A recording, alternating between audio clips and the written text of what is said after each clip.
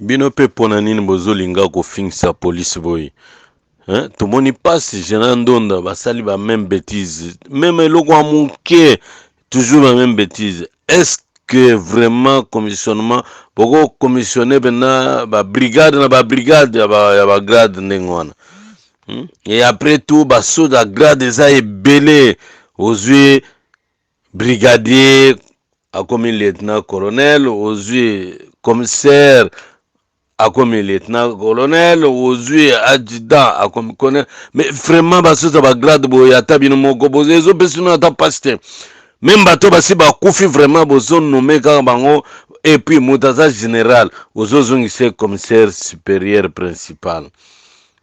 Police yango vraiment ekobonga ndenge nini totya banani oyo bakokoya kobongisa police oyo ezopesi biso pasi pourquoi vraiment bozala ata na susi ke tozongo ya kobongisa mpe police te tala FARDC aleki biso FARDC aleki police na mosika FARDC so ozolanda babiloko nyonso bango bazosala baactivité na bango emonani mpenza ke effectivement baza bato ya kala me bino na kati ya police ozwi moto oyo aza wuti soki place nini otie ye akomi responsable ayebi bapolisier te ayebi mosala soda te azaki forme nini par grade na ye ya liboso bambi ye kaka colonel o général o tusa kaka ndenge wana ayebi pasi mpe ya mosala soda te akolekisi bato kaka ndenge wana oyo akoya brigadier vie zwa boye tya ngai kaka colonel atie ye vie ngai naza adjutant mais nasepeli mpe to wana te tya ngai boye atie ye bozofingisa biso meme na libanda nazolelo trop vraiment otami kotika mpe polise yango kokende kovanda ata na mouvement nini kozala kuna boyi vraiment ata bino moko Général Ndonda asali babiloko ya ndenge wana babêtise tout ça ti toyoki soni tokasi peut-être que non et quand même les gens vont changer jusqu'à présent nous continuons toujours dans des désordres et puis tous ces gens là qui font ça oyo kaka o aza licencié o aza docteur o aza niveau gradué tout ça ce sont toujours des intellectuels oyo baza na badiplôme ya minene mais o finalement nani akosalisa gouvernement oyo nani akosala chef de l'état na babiloko wana babiloko ya mike est-ce que commissionnement oyo okokende kocommissionner 200 personnes 100 personnes na bagrade différents est-ce que ça se fait ata bino moko banda penda mokili oyo banda na mobutu makambo ya armée oyo vraiment ata bino moko ata boye na changement ya mboka yango est-ce que vraiment okocommissionner bato ndenge wana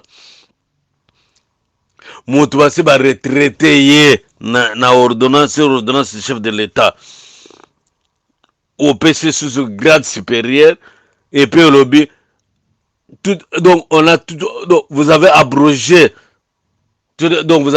d'abord l'ordonnance du chef de l'état na arrêté ministériel c'est quoi ça vous allez rappeler quand même na respect ya bato bozomoni biso neti toza babolole na bino ce n'est pas bien ça babolole na bino te biloko wana bozoderange biso eza babolole na bino te so bino boye na babiloko wana boye babiloko wana ndenge bozalaki na onatra bozalaki soki eza skutu te oyo eza nde armée ata bokaboli biso donc police o armée mais non bao mingi baza na kati ya police ce sont des militaires bien formés s'ils ne sont pas des gendarmes ce sont des gardes civils ce sont des vrais commandos baye bavandi na bango na police mais biloko bozosala wana eza yango te bazwi baloko te kuna soki nani baye batya kuna oza donc civil moko bayeba babambi o grade ya monene alors tu peux faire n'importe quoi ofingisi biso mboka mobimba ti bato nyonso baza libanda bazofingaka police bafingaka biso pourquoi ça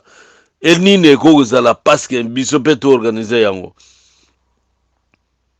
kocontrôle nombre ya bapolicier ti siko effectif ya police ezokoka te botie bato mo ti lelo bato bazoyaka koya kaka ozomona kaka oyo ba 100 grade oyo ba 100 numéro matricule oyo ba 5 chiffres banini ça continue bazosila te mais tia bato wana tia bango commande kaka reye ya moke ya niema gardez-vous eloko te gauche eloko te Mais ils sont là, bah ouais, bah moi, on va vendre, bah zipimis, puisque à ça, ndegoya, mais finalement, to boussamboko ndengwana.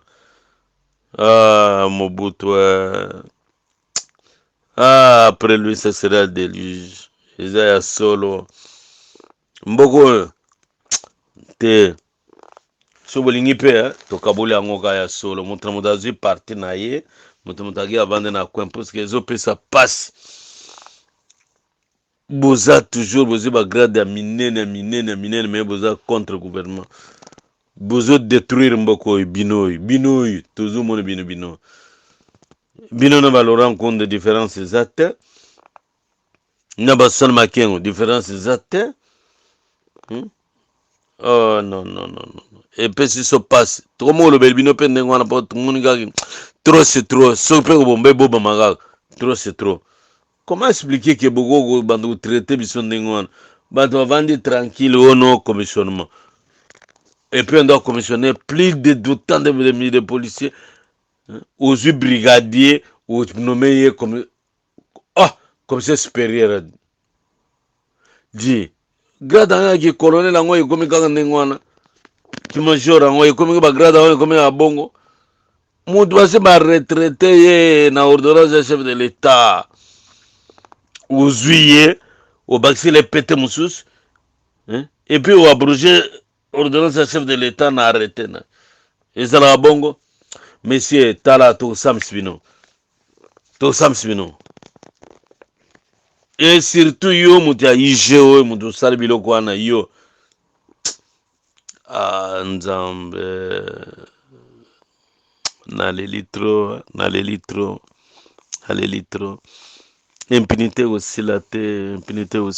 Nayebi te tozwa mutu auta na mapata, auta na mboka nini. Donc vous voulez toujours tous ba étranger, babando ya ko commander biso po to bonga. Hein? Laurent Zagabe ya bino na ba transport batafanda bo moi fimbo muke batame ko zona ndela. Alungwe boya le binyos bo zongile ga ba des donc c'est-à-dire nous donc RDC nous sommes obligés ya bandu sala toujours na kata ba désordre. Quand est-ce que nous allons organiser ce pays? Quand est-ce que nous allons sentir quand même le bonheur de ce pays? Non, c'est trop. Ça ne pose pas de problème. Vous continuez toujours comme ça, mais te biso pe tolembi. Bozo kos biso tolembi. Même si ça s'agit de tika on peut tika tolembi. Tout le gars to fanda to katata bilan to gars tana service national. Bien to gena biso tana ba na tra to kena biso to komanda ba scout. Pour biloko wana epesi biso moto pasi te. Comment expliquer que bozo bato mama moko azosepela lieutenant colonel azobelela kuna jijika tuna ye azalaki na pete nini na uti wapi. Mais pourquoi bokosala ndenge wana? Moyena l'argent. Non, chef de l'état doit revoir ça. Nzambe maison militaire va revoir biloko.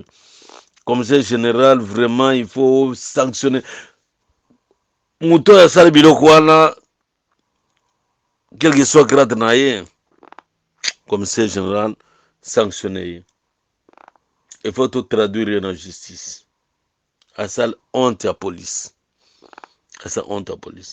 Bango gote bato toujours soutenir que bango bazoma ya encadrer la police. IG bozo moyen ya protéger police nzoka nde bino nde. Ah mon Dieu. Ok kuna uza na izo simba te batia yo place kuna uluka ta mwa ngolia fofo ozu susu bosoto basalite nyonso ochepe na kati. Mais mon frère, moi je vous dis, nous allons te poursuivre. Quel que soit le rang, nous allons te poursuivre. On ne va pas accepter, on ne va pas croiser les bras comme ça. Au fin, ça biso partout, au fin, biso police, boyé, gouvernement, boyé, tout ça. Mais non. Même Fardiza c'est la biso dit, nous nous sommes formés, yo, outi, que ce soit balogo, tu vas, batuano, là, tu vas péter, mine, non, mais, ozo, on te va, mon atta, passe à Moussaro, so, na tunio, peut-être, place oyo sumbaki na centre nayebi te eske nyei na yo esi ekauka na centre place nini na centre nini ou bien oye kaka puisque Laurent disait que aye abu le oye se faufiler parce que yo la soma ola taba otanga ba grâce classe ya ndenge nini bo ba che yo wana c'est fini na ba grade ya mine et puis tu donc ça maintenant ça c'est quoi ça sont des bêtises hein mon cher yo vraiment sur ba sambisioté nous allons nous révolter pour ça là je te dis nous allons nous révolter pendant que bébé sonner na biso Tokyo centre, nous avons souffert 18 mois, 24 mois. Na centre, mon y passe, ok, centre ya musika, famille tenite. Poto yetu sangani lelo na binono, tout ça, de, non. Tuna ba ancien gendarme, tuna ba ancien garde civil, tuna ba msio ba yebisa bino, eza kaka po yeka bo bandu sanga na bato ndenge wana te. Nous allons te poursuivre. Bilo Sala, nous allons te poursuivre. Nous sommes très mécontents, Bilo Sala. Il y a go fin ah non, ça va.